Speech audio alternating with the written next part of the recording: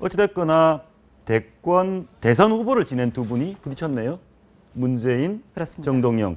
제일 불쾌한 사람은 문재인 대표 아닌가요? 그렇습니다. 바로 새정치민주연합 문재인 대표 같은 경우에는 지금 가장 유력한 야권의 대선 후보죠. 그렇습니다. 다음, 네. 예. 그리고 또 2월 8일 전당대회로 당선이 됐기 때문에 이번 4월 재보선은 첫 시험대입니다.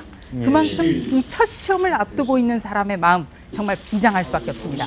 어제 그 50일 취임 간담회에서 당이 뜰 수만 있다면 번지점프라도 하겠다 이런 얘기까지 했습니다. 그만큼 절박하다는 얘기고요. 4월 재보선에서 반드시 4곳 중에 2곳 이상, 특히 광주, 서울과 서울의 한 지역구에서 이겨야 되는 이 절박한 상황에서 전직 대선 후보가 도전장을 낸 것. 이거 정말 쉽지 않은 얘기죠. 그렇기 때문에 문재인 대표가 오늘 굉장히 비판을 했습니다. 네. 뭐 보니까 국민 지지 받을지도 의문이고 야권 분열 행태다 이런 비판을 많이 했습니다. 그렇습니다. 충분히 비판할 만한 할 것 같은데요. 지금 네. 나오고 있는데 지지도 못 받을 거다. 후보 단일화는 없다. 더더욱 세게 못을 박았네요. 네, 그렇습니다. 일단 국민 모임이라는 다른 길을 선택한 만큼 후보 단일화를 논의할 수 없다. 이렇게 못 박았고요. 또 한 가지는 모두에서도 말씀드렸겠습니다만 문재인 대표와 새정치민주연합은 계속해서 이거는 해당 행위다. 야권의 어떤 분열을 조장하는 것 누구에게 도움이 되겠느냐 이렇게 몰고 갈 거고요. 여기에 맞서서 정동영 전 의원 같은 경우에는 과연 새정치민주연합이 야권의 어떤 지지층을 담아내고 있느냐. 그렇기 때문에 어떤 자극을 주기 위해서라도 나간 거다. 승패는 연연하지 않겠다. 이런 전략으로 끝까지 밀어붙일 겁니다. 예, 알겠습니다. 정동영 전 의원 얘기 하나 좀 더 들어보시겠습니다. 연애 결혼은 아닙니다. 우연히 만났지만 그러나 중매로 만나도 백년해로 하고 아름다운 가약을 맺듯이 저는 여기서 뼈를 묻겠다는 각오를 여러분께 말씀드립니다. 제2의 정치 인생을 동작을해서 시작하고 여기에서 새롭게 출발하고 여기에서 끝을 내겠습니다. 여러분께 약속합니다.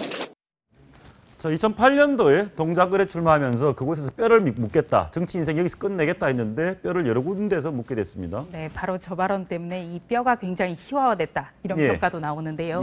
2008년에 서울 동작을로 지역구를 변경하면서 동작의 뼈를 묻겠다. 이 발언이 지금까지 두고두고 지금 걸림돌이 되는 겁니다. 왜? 지역구를 4번이나 변경했기 때문에. 그래서 정동영 전 의원과 조금 전에도 통화를 했습니다만 바로 이런 지역구 변경 그리고 대선 후보까지 지낸 사람이 이렇게 자주 처신을 가볍게 할 수 있느냐라는 비판을 너무나 잘 알고 있기 때문에 오늘 새벽 4시까지 정말 기도를 했다. 아, 우리 종교인입니까? 예, 독실한 가톨릭 신자인데요. 가톨릭, 어제 아침에는 이제 성당에서 오랫동안 미사를 드렸다고 합니다. 그러면서 여러 가지 좀 의미 부여를 하던데요. 마침 어제 좀 재밌었습니다. 통화를 했더니 지금이 사순절이다. 그렇죠. 부활절을 앞두고 고난주간이죠. 부활을 앞두고 고난주간이다. 그렇기 때문에 이번에 진짜 고심해야 되는 이유는 부활을 할 거냐. 아니면 그냥 독배만 마시는 결과가 될 거냐. 이 부분에 대해서 깊이 고민을 하고 있다. 네, 이런 얘기를 했고요.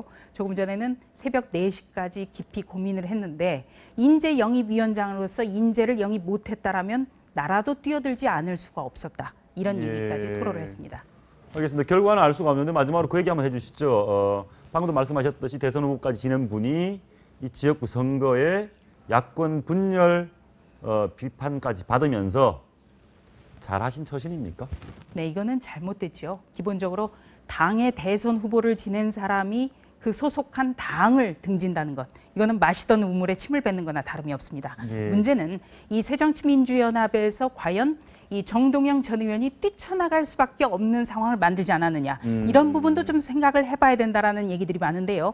가령 작년 말에 비상대책위원회 체제를 꾸릴 때 권노갑 상임고문 같은 분을 중심으로 해서 당의 대선 후보가 정동영, 문재인 딱 2사람인데 비대위원을 누구는 시키고 누구는 안 시켜주면 안 되는 거 아니냐. 이렇게 간곡하게 설득도 하고 권유도 했습니다만 정동영 전 의원은 절대 안 된다. 이런 분위기가 많았습니다. 그렇기 때문에 어떻게 보면 정동영 전 의원의 경우에는 새정치민주연합에 그대로 앉아 있으면 그대로 죽는 겁니다. 말라 죽는 거네요. 네, 그래서 이제 그 좀 농담이 나오는데요. 정동영 전 의원의 심경은 아마 한식에 죽으나 청명에 죽으나 똑같을 거다. 그러니까 지금은 도저히 비집고 들어갈 틈이 없기 때문에 일단 뛰쳐나간 거다. 이런 해석이 많고요. 이렇기 때문에 이 문재인 대표로서는 과연 이분이 통합의 리더십을 제대로 발휘하고 있느냐 이런 의문점을 갖게 하고 여러 가지 지금 그 험난한 시험대에 올라 있다고 보시면 되겠습니다.